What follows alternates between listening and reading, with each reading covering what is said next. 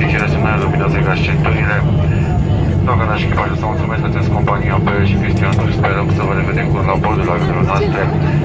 Vă dorim o zi plăcută, la revedere, ladies and gentlemen, which has now needs our details our destination. Please remain seated, your seatbelt fastened till the aircraft has come to a complete stop.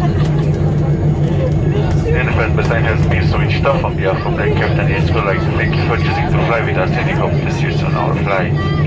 Have a nice day, goodbye.